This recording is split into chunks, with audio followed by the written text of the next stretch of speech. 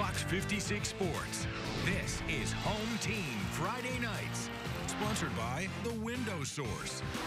A snowy, chilly, below freezing, void of basketball Friday night here at Fox 56. It's been a little calm in the studio. Calm at the station today. Michael Jordan here with you. Normally we are amped up, going all over town, getting all these highlights, all these games. Nothing today. It's pretty quiet. Yeah, running around, editing videos, putting packages together. It's a thrill. Yeah, it really is. We enjoy it just as much as the players love getting out there and playing the games, but no games tonight. A lot of weather, the snow, the freezing temps, so no games as far as we know across the entire area. So we got no highlights, but we still want to talk a lot about high school hoops, of course, and what we're seeing out of the first really couple months of the season, what we're looking for into the stretch. What have been some of your biggest takeaways so far? Yeah, what are we, week 3 or 4 into district play, I want to say? So yeah, some teams starting to maybe separate themselves. Obviously, my first year here, but doing a little research, knowing some of the teams that went pretty far last year, you know, some great crossings, GRCs, things like that. Douglas is always good. Obviously, probably the biggest thing I would say is probably the dominance of Great Crossing. We've seen them go across the state lines, playing some different tournaments. 18-1 sitting at right now, and we'll get to those standings in just a bit. So that was probably the biggest thing. Obviously, I have one of the best players in the state with Malachi Moreno.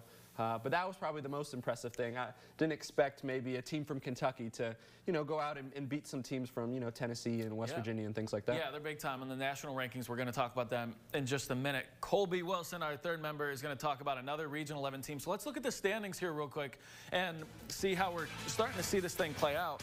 Now, Jordan, in Kentucky, they base it off of RPI. So for the rest of the brackets and the standings, we're going to do it based on RPI, but Region 11 was a little funky. They didn't have an RPI for Henry Clay, so I'm just going off win percentage right here. Great Crossing, Lexcath there at the top. Henry Clay, we're going to talk about them in just a second. Bryan Station got a big time win over Henry Clay, and then Sayre, which is a little bit of a surprise to see Brock Kaufman and those boys. They are playing really well here in the city. Let's keep going for some of these other teams. Madison Southern, a team that some of the coaches, including Coach Steve Page at Great Crossing, gave me a heads up in the offseason, like, hey, watch out for the Eagles. They lost big to Ashland Blazer last week, but they got a good team, and you saw Douglas. You've done a good number of games. Yeah, a couple of Douglas games up in Louisville, back here in Lexington. Like what I've seen from them, probably kind of like a three-headed monster with Chenault, Surratt, and Armello Boone, but they're still kind of young, so this might not be their year, but next year could be the one where it all connects and the stars align for Douglas, I think. Armello's that guy. We talked about it. Maybe trying to look at a possible all-region team. Armello's got to be first-team all-region, that's for sure. Franklin County and LCA there. And then as we look at the bottom of the standings, Dunbar, Coach Scarvin, obviously it's a new era now. So they're trying to get things going. Lafayette here in the city. Madison Central, Coach Feldhaus, he's trying to get things going. They had such a good team last year with Jaden West and all those guys. Scott County, and then Western Hills, Frankfort, and Tates Creek there at the bottom of the region. So, as we said, the Blue Devils, they're a team that made it to Rep 2 years ago. Colby, you took a little deep dive into them. What are you seeing so far out of their first couple months? Yeah, kind of adding to that, I mean, looking at those standings, I've seen a lot that, you know, Henry Clay wasn't fully expected to do this well as they've been doing this season. So it's really good to see them making a run and doing well. I know their coach has them going. And this year, the Henry Clay Blue, they're sitting at the 3rd spot. Coach Brown has them going. They went all the way into January without losing a game and defeated some good teams along the way in some really tough environments.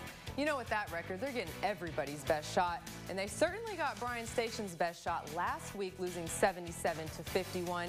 This Station team also only has 1 loss on the year, so it was going to be a tough game. They knew that, but how about this? This team's being led by a pair of brothers.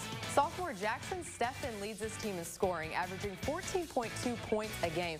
And hey, he's got his older brother Isaiah beat by 0.1%. Isaiah's right behind him, averaging 14.1 points a game. Can you imagine the competitiveness in that household? And Coach Brown's son, Kaysen, is a big-time scorer for the team as well. So it's a big family affair. They each chipped in on this game. And the Blue Devils are a talented group. They have a lot of players that can score the basketball, making them a tough team to guard all around. But I'm super excited to see how they bounce back from this loss. And they'll look to add another win to their current 16-1 record when they face Frederick Douglass. That date is now pending as schools figure out rescheduling due to the snow. Michael and Jordan, you know that game is going to be a good one. Two really good teams competing, and it's going to be a fast-paced one, so we're going to have to be ready with the camera. That's for sure. I mean, they fly. They don't fly as much as like Douglas up there getting above the rim, but they can move. Kason Brown's a scorer, too. Great crossing. They fly, too. Vince Dawson, those guys. But we got to talk about their floor general, Janias Burrell. He runs the show. He's been doing it for years, and we featured him in this week's Student Athlete of the Week. Now, from Fox 56 Sports, this is the Home Team Friday Night Student Athlete of the Week. Sponsored by Transylvania University. Before the gym was even built, Janias Burrell was turning heads at a brand new Great Crossing High School. Janias has been with us since day one in our program. So when we beat, a new program back in 2019, 2020, he played for our freshman team as an 8th grader. And actually, he was going to, he started for us in the summer when he's 7th grader going into 8th grade. The young man who currently is 5'9", he might have been 5'5" back then, not even an 8th grader, was getting buckets on varsity teams that summer before the season even started. So as a 7th grader going into 8th grade, we actually played Scott County that summer at the KBC and the state tournament. He actually had 18 points. Well, I'm only like 5'9", so like in basketball, most people are bigger and stuff, so I just got to show. Well, it's definitely crazy. Now he's in his 4th year starting at point guard. Great Crossing is on the cusp of its 100th win in program history, and they're going to get it pretty quick. They're 18-1 so far this season, and the only loss in double overtime against a top out-of-state team. These guys are rolling. Well, Dane's been doing good, been shooting the ball better. We've been winning, #1 team in the state, so definitely good.